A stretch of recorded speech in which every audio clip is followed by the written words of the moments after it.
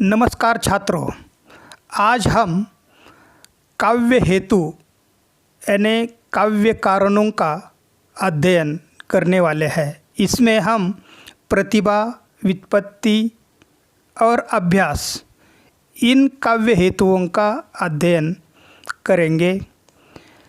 इसमें हम काव्य हेतु किसे कहते हैं ये महत्वपूर्ण है। काव्य हेतु का सीधा साधा अर्थ ऐसे साधनों एवं तत्वों से है जिनके कारण काव्य सृजन संभव होता है। कवि भी पहले एक व्यक्ति होता है और बाद में कवि। उसके जीवन के मधुर और तिक्त अनुभव उनकी प्रतिभा और कल्पना का संस्पर्श पाकर महान काव्य कृतियों में ढल जाते हैं। वही प्रतिभा और कल्पना आदि काव्य हेतु कहे जाएंगे। इस स्थिति को स्पष्ट करते हुए एक विद्वान आलोचक कहते हैं, साधारण मानव भी विचारशील और संवेदनशील होता है, किंतु वह अपनी अनुभूति को छंदोबद्ध करके संवेद्य नहीं बना सकता, जैसा कि कवि काव्य सर्जन के द्वारा कर सकता है। इसका कारण यही है कि प्रत्येक व्यक्ति में काव्य रचना के हेतुओं का उतना विकास नहीं हो पाता है जितना कवि कर्म के लिए अपेक्षित है। जो कवि काव्य रचना के हेतु कहे जाने वाले साधनों में जितना अधिक संपन्न होता है, उसकी कविता उतनी ही अधिक समर्थ होती है। संस्कृत के काव्य शास्त्रियों ने अपने अपने विवेकानुसार काव्य हेतुओं का वर्णन किया है और इस दृष्टि से दंडी, वामन, रुद्रट, कुंतक और मम्मट आदि के नाम विशेष रूप से उल्लेखनीय है। आचार्य दंडी के मतानुसार काव्य हेतु तीन है: निसर्गजात प्रतिभा, निभ्रांत लोकशास्त्र ज्ञान और आनंद अभियोग अर्थात अभ्यास। वामन ने भी तीन काव्य हेतु स्वीकार किए हैं: लोक, विद्या और प्रकीर्ण। वामन के मतानुसार लोक का आशय कला, दंड नीति आदि विभिन्न प्रकार की विद्याएं आती है। शब्दशास्त्र से शब्द बुद्धि आविर्भाव होता है और शब्दकोश से शब्दों के अर्थों का सम्यक ज्ञान होता है। छंद शास्त्र के ज्ञान से छंद प्रयोग से संबंधित शंकाओं का समाधान हो जाता है। दंड नीति वस्तुतः राजनीति के पर्यायवाचक शब्द के रूप में प्रयुक्त हुआ है। राजनीति के ज्ञान से नीति और अनीति की पहचान हो जाती है। कला तत्व की अनुपस्थिति में कला सृजन संभव नहीं हो सकता।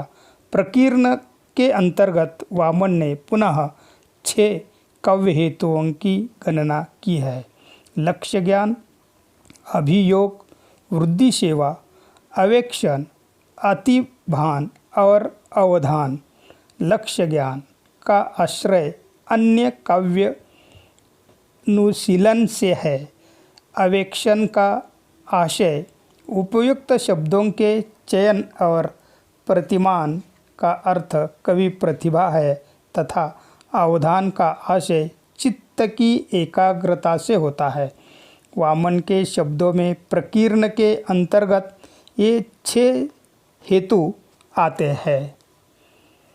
इस प्रकार ऐसे काव्य हेतुओं का उल्लेख इसके अंतर्गत किया गया है। मम्मट ने भी 3 काव्य हेतु माने हैं, अर्थात शक्ति, लोक, काव्य। काव्यशास्त्र आदि के अवेक्षण से प्राप्त निपुणता तथा काव्य मर्मज्ञों से प्राप्त शिक्षा के माध्यम से किए जाने वाले अभ्यास, इन तीनों के संबंधित रूप को काव्य हेतु कहेंगे। कुंतक ने भी 3 काव्य हेतु माने हैं: उन्होंने कहा है शक्ति, व्युत्पत्ति और अभ्यास। उपर्युक्त विवेचन से यह स्पष्ट हो जाता है कि इन विभिन्न काव्य शास्त्रियों ने किसी न किसी रूप में 3 ही काव्य हेतु माने हैं, प्रतिभा, व्युत्पत्ति और अभ्यास। इन तीनों काव्य हेतुओं के संबंध में विभिन्न काव्य शास्त्रियों का विवेचन समझ लेना आवश्यक है, जिससे कि इन काव्य हेतुओं का सम्यक ज्ञान प्राप्त हो सके। उसमें हम पहला काव्य हेतु देखने वाले हैं, वह है प्रतिभा। काव्य सृजन के प्रसंग में सभी काव्य शास्त्रियों ने कवि प्रतिभा को सर्वोपरि स्थान दिया है और कदाचित यही वह तत्व है जो कि एक कवि और एक साधारण व्यक्ति के बीच विभाजन रेखा के रूप में समझा जा सकता है। प्रतिभा क्या है? इस प्रश्न का उत्तर काव्य शास्त्रियों ने अपने अपने ढंग से दिया है। इस संबंध में रुद्रट, भट्टतौत तथा जगन्नाथ आदि काव्य शास्त्रियों के नाम उल्लेखनीय है, अर्थात जिसके बल पर कवि अपने एकांत मन में विस्फुरित होने वाले बहुविधि अभिधेयों अर्थात काव्य विषयों को अनुकूल शब्दों में सहज ही व्यक्त कर देता है, उसे शक्ति अर्थात प्रतिभा कहते हैं। रुद्रट ने इस कवि प्रतिभा अथवा शक्ति के 2 भेद माने हैं। रुद्रट ने के अनुसार उन्होंने प्रतिभा के संदर्भ में 2 भेद जो माने हैं वह है सहजा और जन्मजात और उत्पाद्य अर्थात शास्त्र ज्ञान, अभ्यास आदि के बल पर विकसित। इन दोनों की प्रतिभाओं में रुद्रट सहजा को अपेक्षातया अधिक श्रेष्ठ मानते हैं, क्योंकि सहजा प्रतिभा ईश्वर प्रदत्त और जन्मजात होती है। सहज शक्ति संपन्न कवि को अपने भीतर विस्फुरित होने वाले काव्य विषयों की अभिव्यक्ति के लिए विशेष श्रम नहीं करना पड़ता। उनके मन के भाव स्वतः ही कविता में उमड़ते चलते हैं और इस प्रकार सहज एवं स्वाभाविक रूप में प्रभावित काव्य स्रोत एक विशिष्ट आकर्षण और प्रभाव लिए होता है। उत्पाद्य शक्ति का विकास करना होता है और उसके लिए विद्वानों ने शास्त्रों का अभ्यास, लोकानुभव, सत्संग आदि उपाय बताए हैं। उत्पाद्य शक्ति संपन्न कवि की कविताओं में भावों का वह सहज स्फूर्ति प्रभाव नहीं दिख पड़ता जो कि सहजा शक्ति प्राप्त कवियों की रचनाओं में मिलता है। इसी प्रकार राजशेखर ने भी 2 प्रकार की प्रतिभाओं का वर्णन किया है, कार्यत्री प्रतिभा और भावयत्री प्रतिभा। कार्यत्री प्रतिभा के बल पर ही कवि काव्य सृजन कर पाता है। राजशेखर ने कार्यत्री प्रतिभा के पुनः 3 उपभेद और लिए हैं, सहजा, आहार्य और औपचारिक। सहजा प्रतिभा जन्मजात और ईश्वर प्रदत्त होती है, जबकि आहार्य प्रतिभा का विकास शास्त्र अध्ययन तथा अभ्यास आदि द्वारा संभव होता है। औपचारिक प्रतिभा की प्राप्ति मंत्र आदि से संभव होती है। भावयत्री प्रतिभा भावक अर्थात पाठक में स्थित होती है और इसी प्रतिभा के बल पर वह काव्यानंद को प्राप्त करता है। भावयत्री प्रतिभा का विवेचन करते हुए विद्वान आलोचक कहते हैं, जिस प्रतिभा के पाठक या श्रोता काव्य का अभिप्राय समझने एवं भाव को हृदयगम करने में कृतकार्य होता है, वह भावयत्री प्रतिभा है। राजशेखर ने कार्यत्री प्रतिभा के जो 3 उपभेद किए हैं वे मम्मट द्वारा प्रस्तुत शक्ति अथवा प्रतिभा के स्वरूप से पर्याप्त मेल खाते हैं। इस प्रकार यह स्पष्ट है कि रुद्रट, मम्मट तथा राजशेखर सभी ने किसी न किसी रूप में कवि प्रतिभा के दो स्थूल भेद अवश्य स्वीकार किए हैं, जन्मजात प्रतिभा तथा उत्पाद्य प्रतिभा, और इसके साथ ही उत्पाद्य प्रतिभा की तुलना में जन्मजात प्रतिभा की श्रेष्ठता भी स्थापित की है, जो कि अन्यथा भी स्वतः सिद्ध है। भट्टतौत के अनुसार स्वतः नए नए अर्थों का उद्घाटन करने वाली प्रज्ञा ही प्रतिभा कहलाती है। भट्टतौत के शब्दों में प्रथा नवोन्मालिनी प्रतिभा मता। कवि की यह प्रतिभा अपने आप में एक अद्भुत शक्ति होती है, जिसे पाकर कवि काव्य सृजन करता है। कदाचित इसी कारण अग्निपुराण के कवि को काव्य संसार का प्रजापति कहा है। कुंतक के अनुसार जन्म पूर्ण जन्म और इस जन्म के संस्कारों से परिपक्व प्रौढ़ता को प्राप्त कवित्व शक्ति ही कवि प्रतिभा है। कुंतक के मतानुसार कवि प्रतिभा जन्मजात होती है। दूसरे शब्दों में शिक्षा अथवा अभ्यास आदि से इसकी प्राप्ति नहीं हो सकती, इसका विकास अवश्य हो सकता है। मम्मट ने भी एक स्थल पर कवि प्रतिभा के लक्षणों का वर्णन इस प्रकार किया है। कवित्व निर्माण के बीच रूप विशेष संस्कार को शक्ति अथवा कवि प्रतिभा कहते हैं। आचार्य वामन ने भी कवि इसी से मिलती जुलती बात इस प्रकार कही है। वह कहते हैं, कवित्व बीजम प्रतिभानम, अर्थात प्रतिभा कवित्व का बीज है। दूसरे शब्दों में प्रतिभा के अभाव में काव्य रूपी या कवित्व रूपी विश्व का जन्म ही संभव नहीं है। प्रतिभा के इस स्वरूप विश्लेषण के पश्चात इस संबंध में दूसरा महत्वपूर्ण प्रश्न यह उठता है कि तीनों काव्य हेतुओं में सर्वाधिक उत्कृष्ट काव्य हेतु कौन सा है। इस संबंध में विभिन्न काव्य शास्त्रियों ने अपने अपने शब्दों में प्रतिभा की सापेक्ष उत्कृष्टता सिद्ध की है। प्रतिभा की अपेक्षा उत्कृष्टता की सिद्धि में उसकी अनिवार्यता तो स्वतः सिद्ध हो जाती है। इस प्रकार दो बातें हुई, एक तो यह कि काव्य सृजन के लिए कवि प्रतिभा अनिवार्य है और दूसरी यह कि कवि प्रतिभा अन्य दो काव्य हेतुओं की अपेक्षा उत्कृष्ट है। यहाँ तक पहली बात का प्रश्न है, भामने ही काव्य हेतुओं की अपेक्षा उत्कृष्टता है।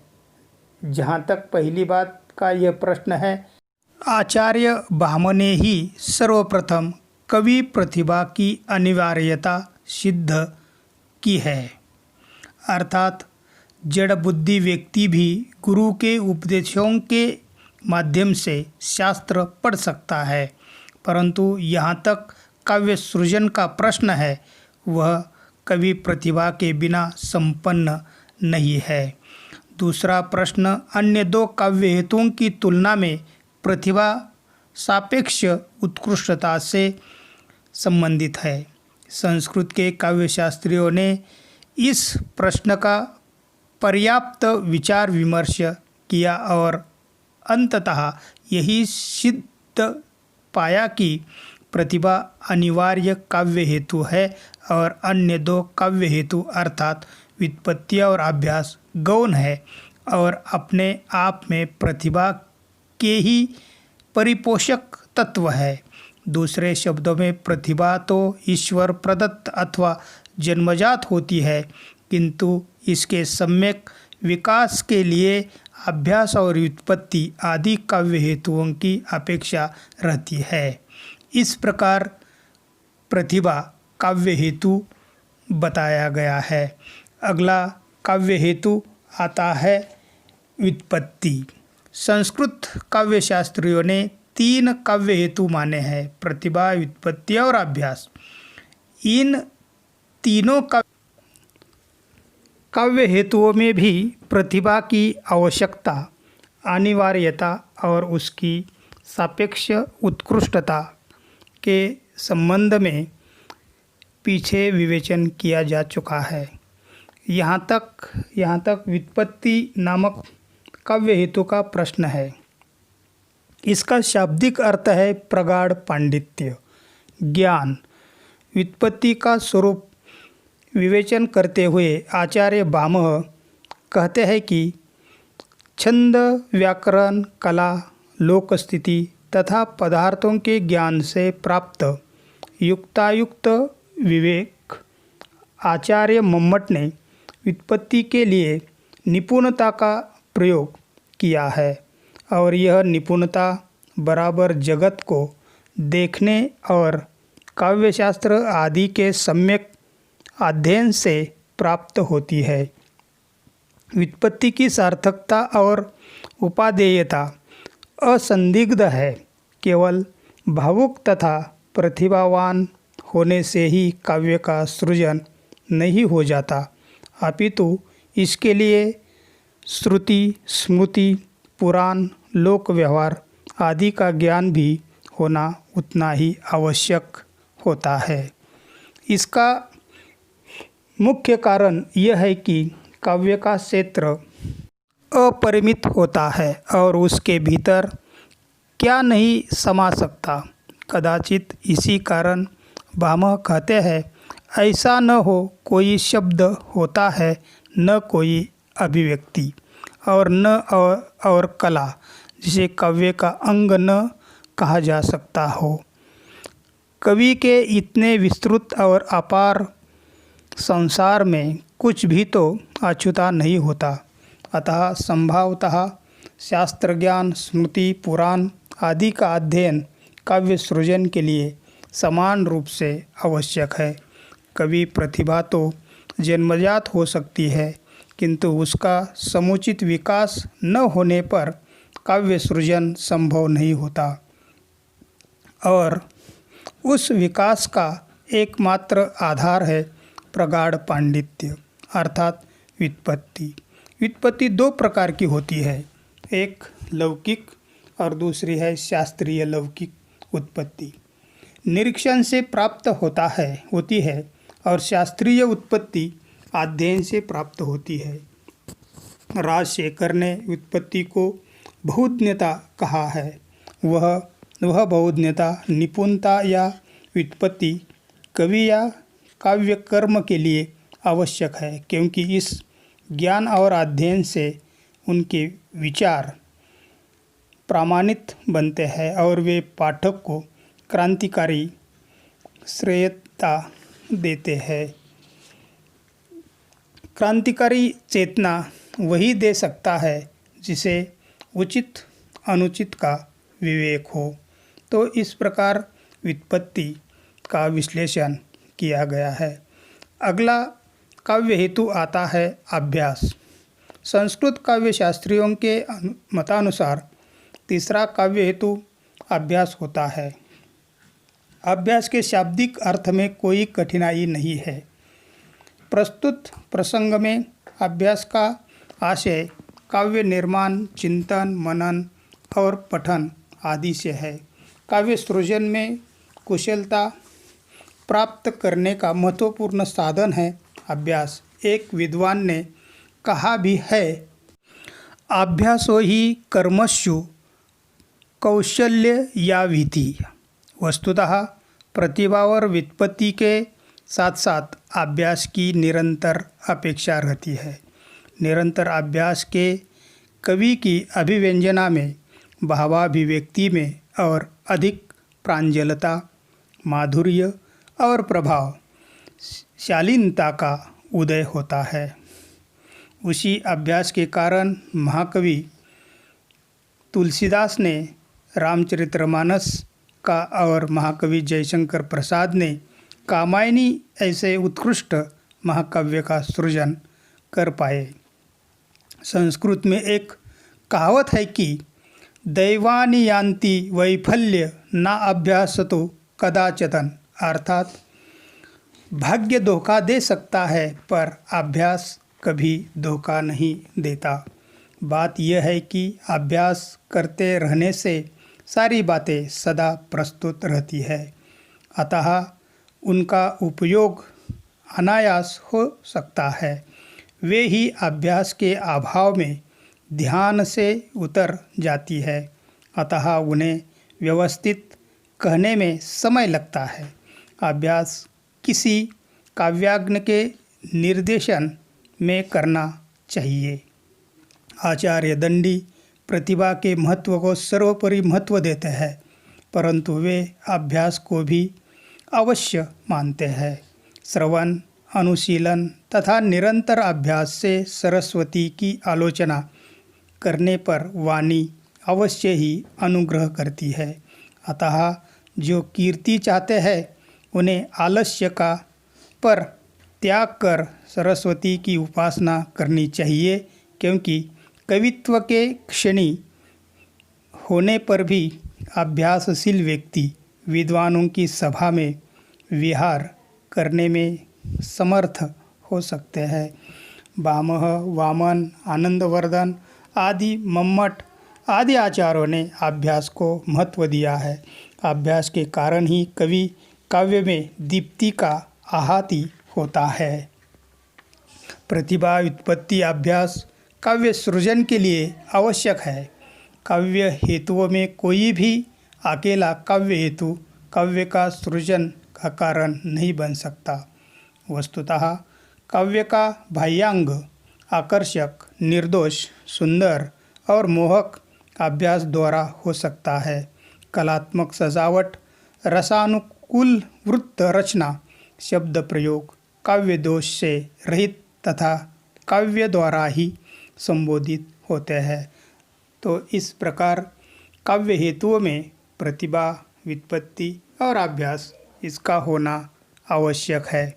निष्कर्ष के रूप में यह कहा जा सकता है कि काव्य सृजन के लिए प्रतिभा ही नहीं अपितु अन्य दोनों काव्य हेतुओं की भी अपेक्षा रहती है।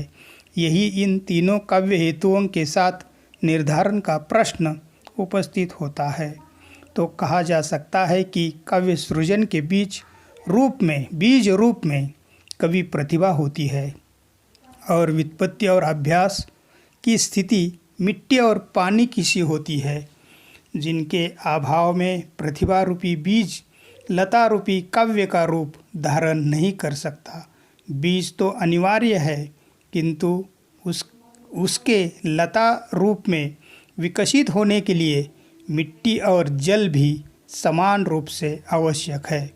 दो शब्दों में कहा जा सकता है कि तीनों काव्य हेतु ही अपने सम्मिलित रूप में कवि कर्म के हेतु है। धन्यवाद।